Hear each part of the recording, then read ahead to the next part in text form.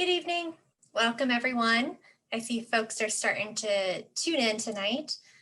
So welcome. We're excited to have you. If you're watching our series on wolves in Colorado, the science and stories. This is a 5-part series, and if you've tuned into our first two, welcome back. This is episode 3 in the series. I'm Kristan Uhlenbrock. I am your co-host, and I work at the Institute for Science and Policy, a project of the Denver Museum of Nature and Science. Before we get started, I do want to recognize with respect a land acknowledgement that I and our guests tonight reside on the traditional lands of 48 Native American tribes who now live throughout the American Southwest, Great Plains, and Rocky Mountains, including the Southern Ute, the Ute Mountain Ute tribe, the Arapaho, the Cheyenne, the Apache, the Comanche, and the Shoshone tribes. If you've tuned in, we've got 2 audiences with us tonight. We have a folks here on Zoom, which I've seen many of you chiming in already on the chat of where you're watching from. So please continue to go ahead and do that. See folks from all over Colorado, which makes a ton of sense. But I also see people from Hawaii and the rest of the United States. So let us know where you're watching from. That chat feature is where you're going to also be able to ask questions for our panelists. It will be a dialogue tonight. And so we'll be looking at those questions and trying to incorporate them into our discussion as we go along. I will say in advance that we do not get to all questions, but we love seeing them and we're reading them. So thank you, and please continue to add them in as we go on throughout the night. We're also streaming to Facebook Live. So hello, if you've joined us on Facebook Live. Feel free to type in any questions you have into the comment feature. We have eyes on that as well, and those will get brought over and fed to both my co-host and I. So we're excited to have both audiences joining us. Like I mentioned, this is episode 3 out of 5. If you've missed any of the previous episodes and want to go back and watch the recordings or read the written recaps, I encourage you just go to the Institute for Science and Policy website. It's institute.dmns.org. We have a landing page there for the wolves where you can watch anything that you may have missed. You can also kind of get a little sneak peek of what is happening for our next and final 2 episodes. So I'm really excited about tonight. Tonight, we're going to be talking about communities' perspectives on wolves in Colorado. And so for all this entire series, we really are trying to bring the light on a little bit of the science, a little bit of the policy, and a little bit of the values and community and lived experiences of what it means to potentially introduce wolves back into Colorado, considering there is a ballot initiative on our state ballot this year. And at the Institute, it is part of our mission and our philosophy that we really encourage civil, productive dialogues. And it's very similar for that of our partners in this series as well, too, because these are sometimes really challenging, very emotional issues. And so we're really excited to try to explore that conversation tonight with our guest. I do want to recognize and acknowledge our partners in helping put this together. So a huge thank you to our Colorado State University colleagues from the Warner College of Natural Resources, in particular the Center for Collaborative Conservation, the Center for Human and Carnivore Coexistence, and CSU Extension. And so with that, let me bring my co-host into this conversation and dear friend, John Sanderson. Good evening, John. How are you tonight? Thank you, Kristan. I'm doing well, speaking to all of you from Fort Collins, where I'm sitting on the Colorado State University campus. So glad you were all able to join us. And just a little bit about my organization, where Kristan works at the museum at the Institute for Science and Policy. She and I share a similar commitment to bringing science into the public dialogue around challenging social issues. And part of our mission here at the Center for Collaborative Conservation is to help people figure out how to work through conservation challenges for both nature and people. If you've been in either of the previous episodes, you've heard me describe Proposition 114, which is going to be on our ballot in just a few weeks. I'm going to go ahead and describe it again for anyone who hasn't been with us before.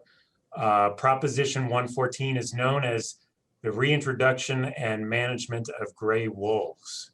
This proposition directs the Colorado Parks and Wildlife Commission to develop a plan to restore and manage gray wolves in Colorado and to take the steps necessary to begin reintroductions of gray wolves on the West Slope by December 31st, 2023. The proposition also requires the Commission to seek public input assist livestock owners with preventing and resolving conflict between wolves and livestock, and compensate livestock owners for loss of livestock caused by wolves. Now, with this whole series, including today, our goal is not to tell you how to vote, but we hope that what you will hear today will help you make an informed decision when you have to decide how you're going to vote on Proposition 114. I feel honored to welcome our guests tonight, and I'm grateful for their willingness to show up for this important public dialogue. Both of them are leaders in their communities, both of them are passionate conservationists, and both are skilled at a rare art, and that is the art of being simultaneously candid about what they believe is important, while at the same time being respectful to others who may not hold their views.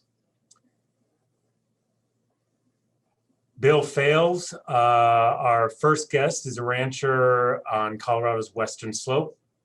Almost 50 years ago, Bill was living on an island in Maine when he decided to heed Horace Greeley's advice and head west. He landed at the base of Mount Sopris, at the Mount Sopris Hereford Ranch, where he met his wife Marge and where they live today. Bill and Marge work together, taking care of their land and livestock, and they stay involved in their community. Welcome, Bill.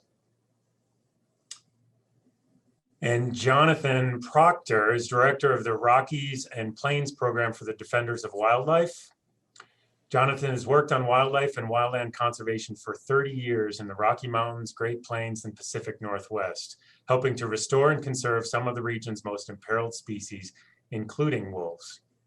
Jonathan and his team at Defenders are currently working with the Rocky Mountain Wolf Action Fund on Proposition 114 to reintroduce wolves to Colorado, as well as working with landowners to reduce conflicts with wolves and many other species across the region. Welcome, Jonathan. Thank you for inviting me. Glad you could both be here. With that, what we'd like to do is start by giving Bill and Jonathan an opportunity to give their perspectives on why they do or do not support Proposition 114. Bill, can we go ahead and start with you? Sure, be glad to. Thanks, John. Thanks, Kristan. Jonathan, I look forward to talking about wolves with you more as we continuing our conversation. I came to this ranch 48 years ago. It's been in my wife's family since 1924. I love ranching because it keeps me outside always. I'm producing food and I like working on open land. Our small mountain ranch is dependent on public land grazing to make our operation feasible. But what I'm afraid that some people don't realize is that wildlife in return is dependent on our private land for a lot of their habitat needs during the year. Knowing how important these private land ranchers are for Colorado has led me to work hard for land trusts in Colorado and to place every acre we own under a conservation easement. My concern with 114 is that the debate over the reintroduction of wolves has been framed as a choice between restoring the balance or being afraid for the safety of our cattle, our pets, and humans. But that's not the questions I don't think we should be asking. The debate should be, what could we gain bringing wolves back, or what could we lose? What specific biological outcomes are we hoping for? More important, we need to do the science, and it hasn't been done yet. We need that before voting to identify potential problems or positive outcomes. To replace the science with a ballot box initiative, I don't think makes any sense. It's just not the way to do wildlife management.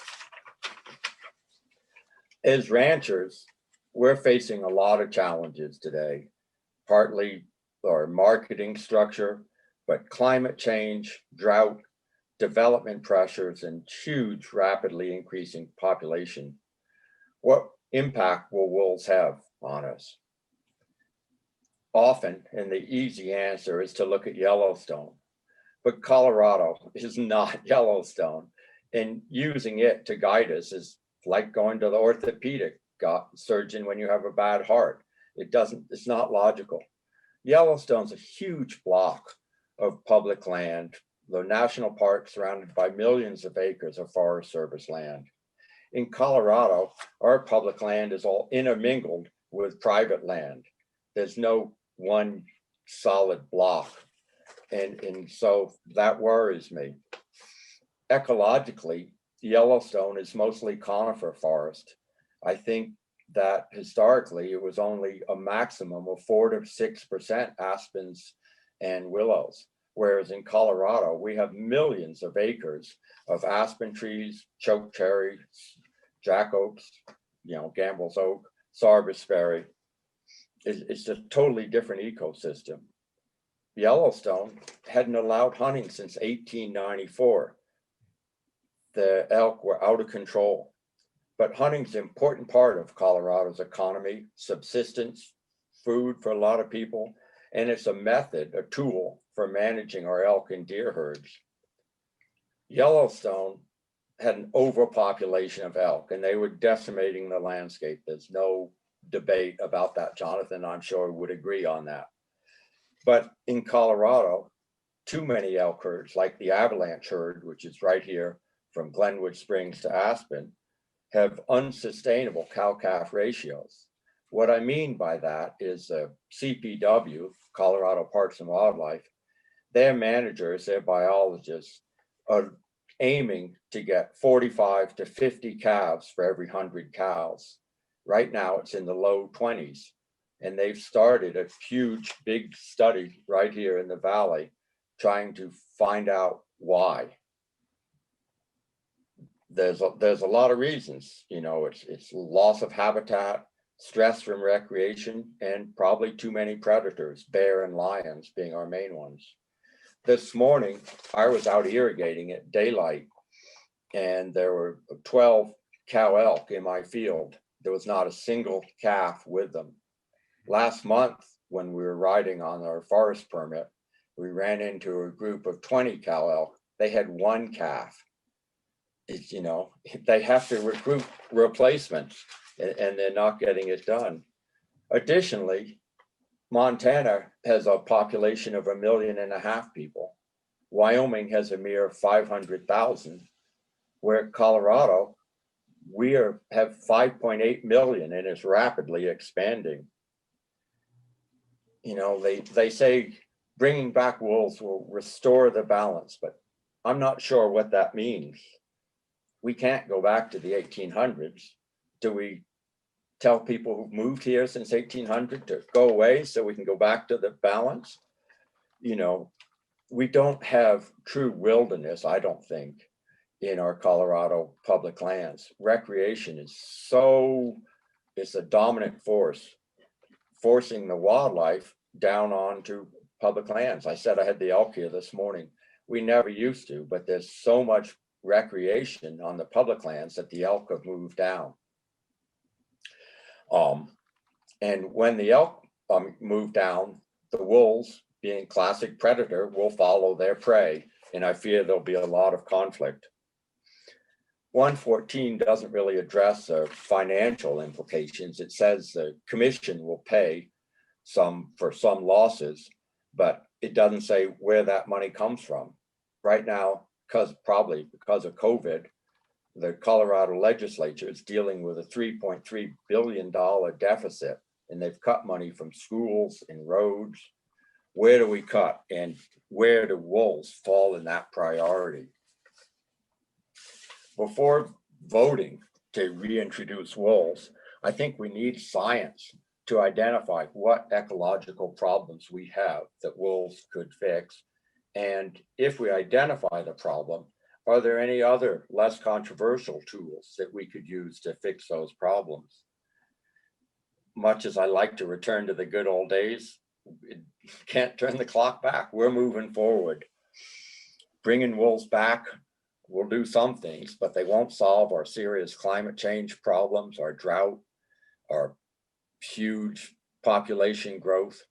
The one place that I do see they might help is in Rocky Mountain National Park, where the elk have overgrazed it. But it's on the Front Range, And the ballot initiative specifically says wolves will only be introduced on the west slope. So I just have a lot of problems with it, and I'll let Jonathan go and see what he has to say. Thank you, Bill. Appreciate that overview of where you're coming from on this. Jonathan. Yes, well, thank you again for inviting me to speak. And I'd like to thank Bill and Marge for the significant amount of conservation work they've done in Colorado over the years. So thank you very much. That benefits all of us. I'm Jonathan Proctor, Rockies and Plains Program Director for Defenders of Wildlife. And we have about 35,000 members and supporters in Colorado and about 1.8 million nationwide. I manage our staff of 7 in Montana, Wyoming, and Colorado. And we focus in this region on conserving the most imperiled wildlife of the Rocky Mountains and the Great Plains regions. And some of those species include black-footed ferrets, wolverines, native trout, grizzly bears, sage grouse, wild bison, swift fox, and definitely wolves. Why we support Proposition 114, and we're actively engaged in the proposition. Bottom line is, reintroducing wolves to Colorado will help restore the natural balance. And peer-reviewed science makes clear that the wolf is a keystone species, is essential to the health of our environment. The last wolf in Colorado was killed in 1945. And the elimination of wolves in Colorado has thrown off the natural balance. It's caused unintended consequences and changes to plants and animals. Restoring the wolves will improve our environment in many ways. First, restoring wolves is important in its own right, and it will increase biodiversity. Wolves are native but missing species to this state. So restoring them for their own right is important. But it will also cause changes throughout the web of life, a process we commonly call trophic cascades.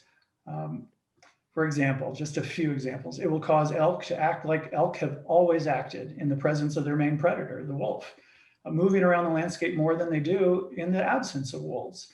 That will help reduce the overgrazing of plants by elk along streams and ponds. That improves the habitat for songbirds, beaver, amphibians, fish, all sorts of species. Wolves will also reduce coyote populations, which have dramatically increased in the absence of wolves. And fewer coyotes mean more small mammals, which in turn can increase raptors and foxes. And finally, many species feed off of wolf kills from the remains. And there's certainly a whole lot more we don't even know, the benefits of wolves. And now I know, and we've heard, there's skepticism about the level to which these changes will occur. And I agree. It depends on how many wolves and over how long a period of time. But there is no doubt from the scientific community that wolf restoration will in fact cause changes that will trend toward a restored balance. It's just a question of how much, not if. So wolves can be more dense in a longer period of time in some areas, and far less dense or even absent in other areas. And the changes will depend on those different factors. But the bottom line is this: we owe it to current and future generations to restore Colorado's natural balance by bringing back wolves through a responsible science-based plan. And Coloradans have made clear in polling throughout the last 20 years that there is strong bipartisan statewide support for wolves. Many people have tried, including myself, over that time to have this conversation with Colorado's politicians and with the politically appointed Wildlife Commission. We've been shut down every time, over 20 years. So now we're taking the politicians out of the picture and we're asking Colorado voters directly if they would like to reintroduce wolves to our state. And I was asked to add personal reasons why this issue matters to me. So I'll just speak a little bit from a personal perspective. I've been working in wildlife and wildland conservation in the Western US since 1990 when I was fresh out of college. And I got into this line of work for a reason. Our planet is experiencing a biodiversity crisis. In my lifetime, we've seen tremendous loss. In 50 years, we've lost 68% of the Earth's mammals, fish, birds, reptiles, and amphibians. 68% just in 50 years. Humans and our livestock now make up 96% of all mammal biomass on Earth. All wild mammals combined are now just 4%. This is a crisis. But we've also made progress. For example, here in Colorado, much of the wildlife was killed off in the 1800s and early 1900s. Wolves, beaver, bighorn sheep, lynx, massive herds of bison, miles-long prairie dog colonies, even almost all of the elk in Colorado were eliminated. But we've learned that that was a mistake. And over time, we've reintroduced or restored many of these species to Colorado. And, you know, it's something to be proud of, all Coloradans to be proud of. There are still opportunities for restoring biodiversity and the balance we've lost. And it's time to add the gray wolf back. Just one other real quick personal note, you know, I lived in Montana during the wolf reintroduction 25 years ago to the Northern Rockies in Yellowstone and central Idaho. And I was just lucky enough, I was wilderness ranger on the northern edge of Yellowstone National Park for 8 years. I was lucky enough to witness the changes from the reintroduction. And yeah, that's anecdotal, but it was incredible from what I personally saw from my perspective. And we can have these benefits here in the Southern Rockies as well, in the Northern Rockies. And with that, I'll stop. Thanks. You. John, if you don't mind, I may just take this and build on a little bit, Jonathan, and just bring you right into the discussion, if that's okay. Based on where you were ending and a few things you said, and actually some points that Bill made. And in our first episode, we had Dr. Kevin Crooks talk a little bit about the idea of complex ecosystems, how do wolves fit in there? And he did say that he thought that wolves are not likely solely responsible for those massive ecosystem changes that were documented in Yellowstone based on that reintroduction.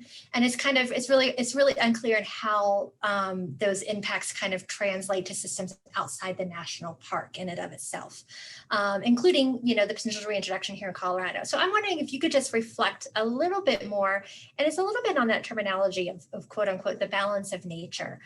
Given that ecosystems are really complex and there's a lot of uncertainty, I'm wondering if you could just reflect just a touch more on that for us about what is that, what do you think that really looks like here in the state of Colorado? Restoring wolves to Colorado. First of all, scientists are very confident that we can restore wolves to Colorado. It's very easy. It did not take a lot of effort in either central Idaho or Yellowstone.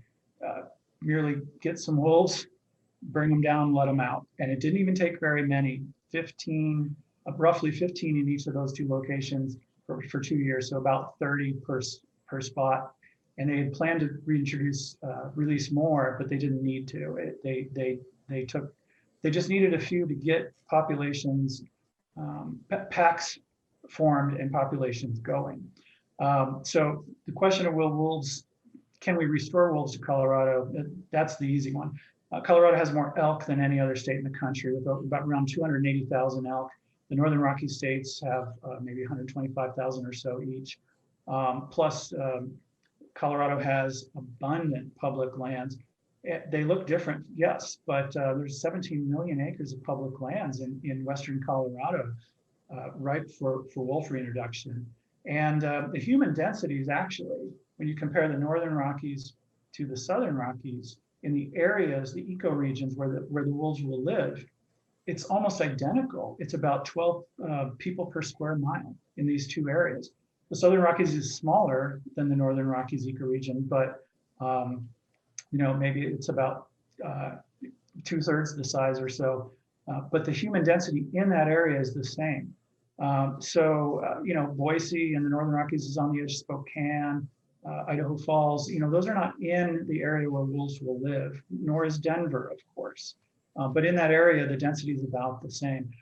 In addition, every other state in the US where wolves have so far been reintroduced or recovered or restored, including Montana, Idaho, Wyoming, those are the ones that have low population, but there's Michigan, Minnesota, Wisconsin, Washington, Oregon, Arizona, and New Mexico all have had wolf recovery, either reintroduction or restoration on their own. And they have equal to or more higher populations than Colorado. But that's not really what matters. What matters is the density and the habitat and the food source. So the balance of nature is shorthand. Yes, it's a basic term, absolutely. But how else do you explain these very complex interactions? It's impossible in shorthand. So balance of nature is shorthand. And yeah, that means different things to different people. But I do want to be clear, it will mean more changes and interactions in areas with more wolves over longer times, and fewer in other areas with fewer wolves or no wolves. So Colorado certainly will not be uniform, just like the Northern Rockies. I've got a lot of comments on that. Jonathan, I agree completely with you that we are in a biodiversity crisis. I'm just afraid wolves will make it worse because they'll force the private land ranchers out and you'll lose that incredibly important habitat. The goal, we share the goal, we differ on the tools. You know, you say, and I understand your frustration of working with the Wildlife Commission, but you say we've decided to take the politicians out of the equation and go directly to the voters. My problem is the Wildlife Commission has a huge staff of what was DLW when you started working with them and now DPW, of wildlife biologists, of area managers who are on the ground every day. And you're correct, 4 times the Wildlife Commission has looked at it with advice from their professional biologists, with advice from their wildlife managers. And 4 times they have said it doesn't make sense to bring wolves to Colorado. I don't know how we figure all the different facts, but you say the population density is similar between the Northern Rockies and here in Colorado. But Yellowstone has 40,000 backcountry campers a year. It has 4 million visitors, but most of them pull through the campground. But out in the backcountry, they have 40,000 backcountry visitors a year. Maroon Bell's wilderness, which adjoins our land, is 1/12 the size of Yellowstone. But we have 120,000 day hikers and 27,000 campers. We have a much higher human density. And I think that that will lead to problems. So you're absolutely right. It doesn't take much to reintroduce wolves. They have large litters, their population grows really fast, and that's what scares me. I agree with you, it's simple. But dealing with the problems, I think, is not so simple. You know, a little bit later, I want to kind of dive into this shared value that you have both expressed. And I think there are a few shared values that we'll get into, but I'd love to talk for a few minutes about an issue that is core here that I know you are both familiar with, which is compensation. So when I describe the ballot proposition, it says specifically that livestock owners will be compensated for losses. And so, you know, for Bill, I think one of my questions is, shouldn't that compensation help alleviate some of the economic challenges that you worry about for private landowners? And Jonathan, you have experience with compensation programs, and it seems like they help, but there's still quite a few issues with making them work in a way where they really do alleviate context. Starting with Bill, could you speak a little bit to compensation programs? Yeah, sure. I think the ballot initiative specifically says for losses of livestock.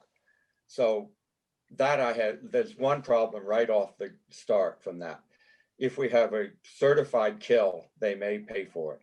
It will not pay, as I understand it, for reduced pregnancy rate in our cows or lower weight gain in all our animals. And we sell by the pound. So when your calves weigh 15 pounds less, that makes a big difference. There's our profit right there. The other problem is watching their first presentation from Kevin Crook and Stuart Breck. They showed a process of the professionals from the wildlife services coming out to confirm if this calf had been killed by a wolf. The pickup was parked about 30 feet from where the calf was killed in their presentation. Our cows are on 50,000 acres of Forest Service permit. Most of it would be illegal to drive to. Most of it is aspen and jack oaks and Sarsbury. You can't see. The other day I was riding and I think I rode for 10 hours and I doubt there was more than 15 minutes where I could see more than 100 feet around me. So we have two problems there. First is to find the dead animal before the bears do and obliterate the evidence. And the bears come pretty quickly. And second, if we've gone to go do some work on the forest, move some cattle, fix some fence, whatever it is, we have to abandon and lose an entire day because we have to turn around, ride back out for a couple hours, go find, where we can get cell service, call Fish and Wildlife to come take them back in, hope the bears haven't decimated the carcass before we do, and they don't last long with our huge bear population. And so I think in some states they pay 7 times the value of each confirmed kill because they know there's so many unconfirmed kills, as well as a reduced weight gain and lower pregnancy rate. And just then your cattle act differently when they've been harassed by predators. We like to have gentle cattle. Marge and I work a lot around them on foot, sometimes on horseback, but we can't have cattle that are wild. Jonathan, can you share a little bit of your experience with compensation programs, what you've seen that works to alleviate conflict and the economic challenges, and also where you see remaining challenges that still need to be worked on? Sure, there's so much to say, so I'll try to keep it short, but I will not be able to cover it all. But first of all, compensation is not perfect by any means. It does not reflect all impacts, but first of all, the state of Colorado will determine how it wants to do a compensation program, and that will be up to the public, who has the opportunity to weigh in. And we hope that we can have good conversations about how we can do the best job for compensation and conflict prevention to prevent losses in the first place in Colorado. We can do better than any other state because we have all the knowledge from all these other states to build on. So I look forward to whether the ballot initiative passes or not. There are a few wolves, it's questionable how many, a small number in the very far northwest corner of Colorado. Let's start working together now on how to build the best program to address the real and legitimate concerns of ranchers towards impacts from wolves. Having said that, though, I will say, based on the Northern Rockies reintroduction effort, and we now have 25 years of data, and this is from the states, state wildlife agencies, the state livestock agencies, the livestock loss boards, not from us. Wolves have killed, in the counties where wolves exist in the Northern Rockies, they kill on average per year about 1/100th of 1% of the livestock that live in those counties. If we compare the number of livestock in Western Colorado at that, and we assume that the rate will be similar, yes, it's an assumption, but it will be, relatively in the ballpark. We're talking about, let's see here. Sorry, I had the numbers right in front of me. Now I can't see them. About 40 cattle per year. Yes, it will be very different each year. Some years 0, some years 100. But very few ranchers will ever have a direct loss from wolves. Very few ranchers will even see wolves. Wolves, it's not like they're super abundant. They roam a very large landscape. But if you're a rancher that has a loss from a wolf, yes, that's real and that's serious. That's the reason, number one, for the compensation program. A Defender started the compensation program actually in 1987, before wolf reintroduction even occurred. And we kept it going until we turned it over to the states in 2012, I believe it was. And I used to actually help pay compensation in Montana. So we also helped with federal funding. So now we have actually federal funding to assist states with compensation and proactive projects. That's where this gets much more interesting and beneficial. How can we help landowners and livestock owners prevent losses before they happen? There's no silver bullet, but there are techniques that have been shown to be effective. Yeah, they take more time, money, and energy. So groups like ours and many others are pitching in. We have spent collectively millions on both compensation and proactive projects.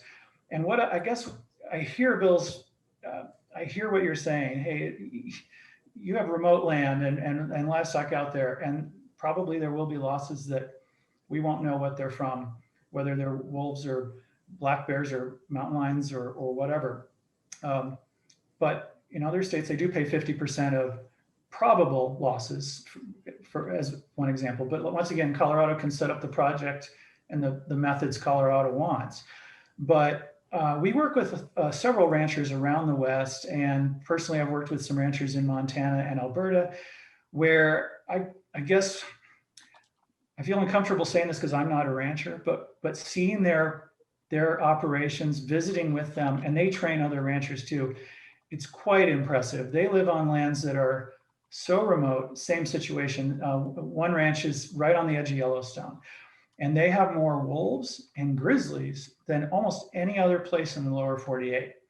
And through years of trying different techniques and different efforts, they have reduced their losses to all causes, not just wolves and not just grizz, but all predators, disease, poison, weeds, all sorts of losses, down to something that I couldn't tell you because I'm not a rancher, but it's extremely low compared to the average. And when the other ranchers that I've gone with these two trainings with hear that, they're just amazed. And they also do low stress livestock handling, so that the livestock that they ranch are actually incredibly calm and not prone to scare. In fact, they have on video wolves going right by their herds, and the herd is not even flinching. Where the mothers are mothering up with their calves and keeping they're more of a herd. Now, this is all stuff I don't know what I'm talking about, so I'll admit it right there. But it's impressive, and I am hopeful that we can help continue to experiment, explore, and learn ways to reduce losses, not just to wolves, but to the predators we already have in Colorado, because we absolutely do not want to harm the ranchers of Colorado. That is not our goal. Our goal is to help restore biodiversity and wildlife. Let me pivot us a little bit based on what you were talking about there, Jonathan, too, and just take us a little bit maybe to a bigger picture step, because I think we were talking about a lot of numbers there. And I think what's really interesting to this conversation, you both have really long histories and experiences in both of your lines of work. And I'm curious if you both wanted to speak to the wolves issue in the context of potentially long-standing challenges, right, that we see here in the state, whether that's, certain us versus them mentalities between urban versus rural divides, right? Bill was talking about the potential of the increasing population that we already have and is expected to grow in the coming years, right? So there's potentially the, you know, land use conflicts, there's these urban rural divides, some bigger issues that, you know, have been around in the state for a while. And I'm curious how wolves reflects and is part of some of those challenges that we've been experiencing. And I'm open to whoever wants to maybe take that on first.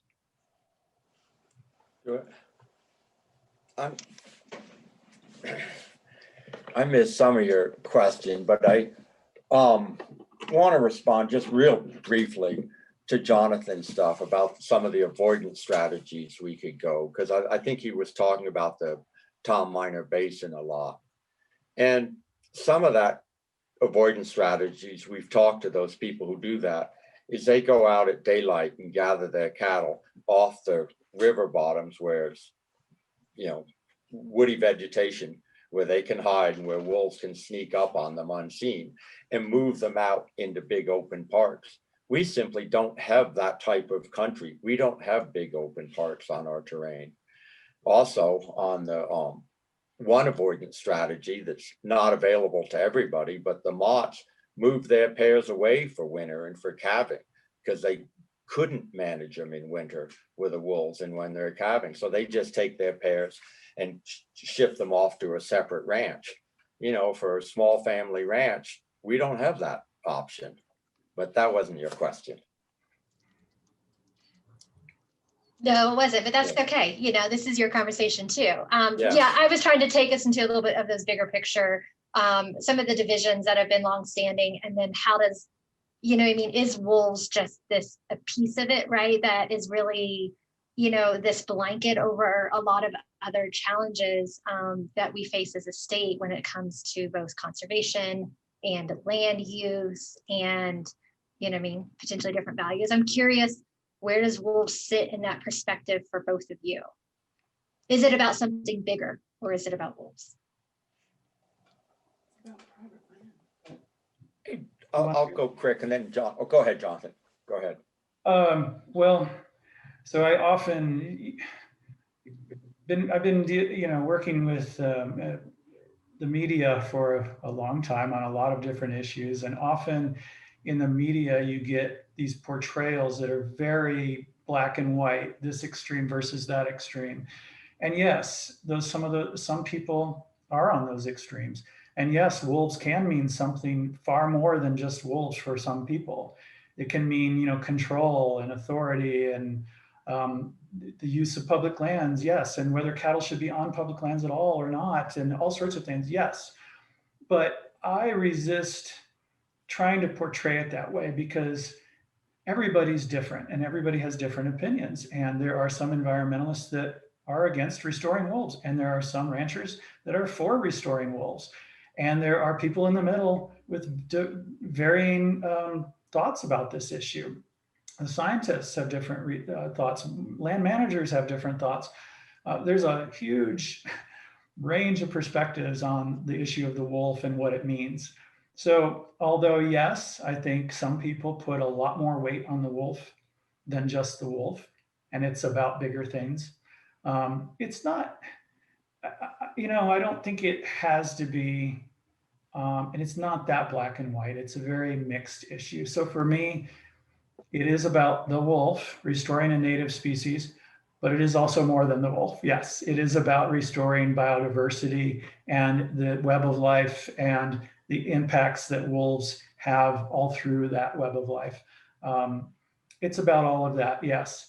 Is it about, for me, trying to control, you know, public lands or eliminate ranching? Absolutely not. For some it might be, but it is not for me. So I think it's just very complex. Yeah, I agree with a lot of that, Jonathan. I mean, and we've talked before, and I take you at your word, and I believe you when you say it's not about getting cattle off of public land. I do have a slight problem because many of the advocates who are pushing to restore wolves to Colorado have also been fighting us to get cattle. For one, they don't think we should have cattle at all. They don't think we should own animals, or two, definitely not have them on public land. So but I don't think it's a big urban-rural divide. I mean, the facts are that 85% of the people in Colorado who live on the Front Range will be deciding this issue and putting wolves near the 15% who live on the West Slope. But that's not the issue to me. I mean, it's unfortunate that way, but that's how it is. But the issue is, to me, is what's the best we can do for this land and for this wildlife. And I just have a very different take on that of what effect wolves will have or might have here. And if they do become a problem, what we will do to get rid of them, because you say it's really simple to bring them in. They establish packs and their population grows really fast. I mean, in Montana, 85% of Wyoming, you can shoot a wolf on site 365 days a year. In Montana, you can buy a license for $12. I mean, that's a fraction of what a fishing license costs in Colorado. So, there will be a problem there if we try this, what I'd call an experiment, and we don't like the outcome. What do we do then? So a question that we've seen a few of our audience members ask is about the wolves that are in Colorado already and this proposal to reintroduce them. I know you are both familiar with this question. We heard a little bit about the policy implications of this in our first episode, where the wolves that are here right now are an endangered species under the jurisdiction of the Fish and Wildlife Service. If there's reintroduction done, it will be done by the state as an experimental population with the permission of Fish and Wildlife Service. So there's that going on, but then there's also a difference in the perception of those wolves. And I wonder how you two view that, in that, back in 2004, there was a stakeholder-driven wolf management plan created that actually said if wolves show up on their own, we're okay with that. But the ag community has also been clear up to now that they oppose the reintroduction. So, Bill, I wonder if you can speak a little bit to the agricultural interests and that difference of perception of what happens if they arrive on their own versus if they're reintroduced. And then, Jonathan, I wonder if you could then follow up with, several people have asked in the chat, why do we have to have a reintroduction if, wolf populations grow so quickly on their own and they're arriving anyway? Bill? Yeah, briefly, and I'm not sure I can speak for the ag community. To me, a wolf is a wolf. It doesn't really matter if Jonathan brought it down in his pickup or if it trotted down itself. It's still going to act like a wolf. I don't care. There are definitely kind of legal complications one way or another, but I don't see that as a huge difference. And I think the ag community may have said we are against reintroduction because that is something that you can work politically on to prevent or allow. If they come themselves, that's not something that human actions really influence. I guess for me personally, if they are reintroduced and maim or shred a bunch of my cows, I have someone to blame.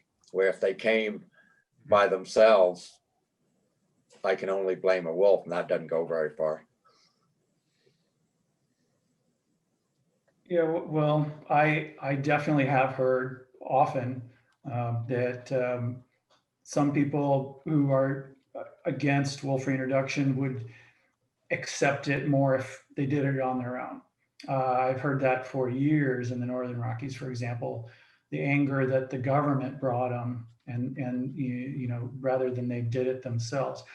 Once again, I think it's overblown by the media that all ranchers think that. Uh, I think some do. I think some environmentalists probably think the same. And then there's a lot of in the middle that it depends. But what I will say is the opposition has done polling, and they found that their top messaging to convince people to vote no is, hey, wolves are already here. This is a waste of money and time. We don't need to do this. Vote no. They know that that's what the polling has showed. They also know that it is incredibly unlikely that the few wolves that are here will lead to a permanent population. They know, as well as we do, and the scientists, that the maybe 3, 4, 5, maybe wolves in this group, family group in the very northwest corner of Colorado, is highly unlikely to lead to a permanent population because they're related. They are a related group that it's one pack. 3 of them were most likely shot this summer when they crossed back into Wyoming, where 85% of the state is open to unlimited killing of wolves. That pack is literally on the border. They are so close to the border that we're talking a few hundred yards, and they go back and forth. So that pack could be eliminated immediately just by shooting in Wyoming. But even if it's not, we need a pulse of wolves. We need enough wolves so that they can pair up, form packs, have young, and lead to a population. That is virtually impossible because of Wyoming's management. So we've had 25 years. At least 6 wolves have made it that we know of. None have led to a population. As excited as we are about those wolves, and we absolutely want them to stay, the best way we can have them to stay is to reintroduce just a few more to allow for a population. We've only got a few more minutes left here, and I want to pick up on something that I know I've heard, and I'm sure our audience has too, which is, while there are some challenges and disagreements and some nuance, of course, to everything that you both are saying, I've actually have heard a number of commonalities and some common values that you both have spoken to. And so it isn't us versus them, right? There is common ground here. There's common values. There's common things that you both believe in. I'm wondering if you both could speak, not necessarily to those common values, but how you recommend folks work together in the conservation community and the conservation communities that you work, whether that's specifically to wolves or on other issues. So that, you know, what if 114 passes, right? There's going to need to be seats at the table and voices being heard. And I've heard from you earlier, Jonathan, right, about the number of years that you haven't been heard. And, you know, I'm sure both sides can speak to that. So what do we need to continue to find ways where we can work together? Where have you done that well in your life? What do you need here as you think about moving forward? And that was a little bit of a vague and lots of questions in there, but I think you guys get what I'm trying to get at. Would you both mind speaking to that a little bit, please? Well, obviously, the first ingredient is honesty. And if we all are totally honest and also listen to the other side for whatever conflict, but specific to this one, what would help me move forward is to have, I know listening to some of these other webinars that there are some statements that wolves is the most studied predator in the world. But I think what's lacking from that is a study specifically to Colorado. And we hear this, they could restore the balance, they could do this, but our elk population is already suffering. In Jackson Hole, they took the moose population from 3,000 down to 500 when wolves came back in, you know, and CPW is right now introducing moose to the West Slope. They were never here, but they think it would be a good idea, whatever, if that's good or bad. But I think we need to identify where the specific problems are. Where is the problems of elk overgrazing the riparian areas or the aspens? Since I've been hearing it, I've been looking every time I ride. We have gazillion new aspen shoots everywhere I look. In our fields on our upper ranch, their aspens are taking over the fields, and there are lots of elk there. I mean, they're almost a problem for us. So I think more Colorado specific research is something that we really need. And I guess I would say, I know we don't have much time at all here, but absolutely agree. Honesty is the first step. You have to have honesty. And so Colorado State University did put together a 2-day meeting last, I forget when it was now, but November or December, January. Anyway, 30 some people got together over 2 days from very different perspectives, ranchers, environmentalists, tribes, all sorts of different perspectives to talk about this contentious issue. And I found that very, very beneficial because it started relationship building, and that there are people who absolutely don't want to do that. Well, okay, fine. But there are a lot of people who do, and we can find solutions and ways forward, or at least making it better than it's happened elsewhere. Plus, I really do think, regardless of the ballot initiative, we have opportunities to move forward together to try to achieve our goals and our needs in mutually beneficial ways. I have seen it in Montana and Alberta, actually, and Idaho, with both livestock and with cattle and sheep, and wolves and grizz. And I think regardless of how this goes, we have an opportunity to move forward because of this conversation. And I hope we do. So thank you both for that. We've had a few comments about from our listeners that they really appreciate the both the honesty that you've shown up with today, which you both reminded us that is essential here, but then also your even-keeled approach to the conversation. And I really appreciate that as well. I'm wondering, just is my last question, I'm just really struck by this shared value that you both have expressed, even though you differ on specifics, and you certainly differ on the wolf itself. But what I observe about your shared commitment to conservation is consistent with a poll I was looking at recently from, I'm sure you're both familiar with this, it's out of Colorado College. It's a conservation in the West poll. And their 2020 poll asked respondents if they consider themselves a conservationist. And 69% of Coloradans said, yes, I'm a conservationist.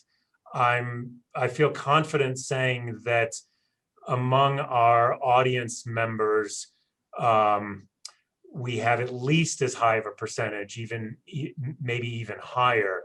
If there's one bit of advice that you would offer our listeners about what they can do to keep Colorado as beautiful and as welcoming to nature and wildlife and people as it is, if you could offer one bit of advice, what would that advice be?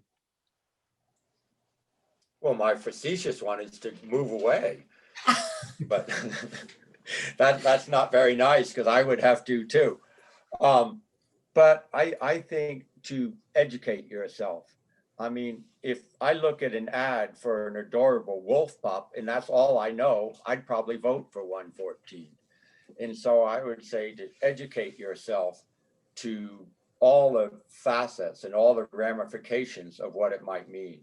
And that would be true on most ballot initiatives. I mean, but basically, I don't like ballot initiatives because it doesn't give a chance for debate like Jonathan and I are having, or legislative give and take. It's just one side comes together, puts their wish list on, hires people to stand outside the supermarkets in Denver and get enough signatures to put it on the ballot. But you eliminate any deliberative process. And so I think that almost all issues are better served by a deliberative legislature, if we could have that. And that may be Pollyanna's statement that there is a deliberative legislature, but I don't think ballot initiatives are the way to move forward. Well, that was a huge question. I see we're up at the hour here, so I'll be real quick. There are so many things. There's so many threats to the environment. There's, water diversions, development, all sorts of things, which is why I'm so appreciative to Bill and Marge, and many of us are, for the conservation they've done. I guess, given everything, I would have to actually say vote. And I'm not talking about the ballot initiative. I'm talking about voting for politicians who care about our environment and wildlife, because there are so many issues that we have to face right now. And there are different opinions among politicians. So that's what I would say is vote. I'd second that, Jonathan. It's really critical to vote this fall. Yes, civic engagement. 2 thumbs up from me too. I just want to wrap us up. A huge thanks to our audience. You were engaged, you were wonderful. We appreciate all your comments.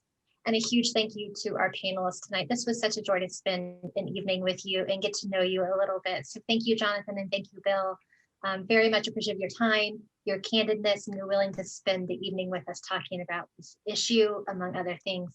A huge thank you to John as well, and our partners up at CSU, and helping us put this series together, and all my museum colleagues behind the scenes as well. A huge thank you. As just a quick reminder before we wrap up here, we've got 2 more episodes. So again, Thursdays, 5 p.m. Mountain Time, or wherever you're sitting and tuning in from. Please come back and join us for our final 2 episodes. Next Thursday, we're going to be talking about values and costs of wolves with some economists and some others doing research on this topic. And then our final episode on October 28th is looking a little bit about lived experiences with wolves. So more folks from outside Colorado, not necessarily in here in Colorado, because we don't have necessarily wolves for people to live with currently. So that's kind of where we're going to be taking our last 2 episodes, again, bringing a lot of diverse perspectives to the conversation, so that as you as audience members, you can get as much information as you can. And again, go out and vote. We've dropped some links in here to all the previous recordings. Website, feel free to share that as well. And you can always follow us on social media. You know how that goes. So thank you, everyone. Hope you enjoy your evening, and we'll see you back here on Thursday at 5. Thank you for putting this together. Yeah, thanks. Thank you. Good night. Thank you. Good night.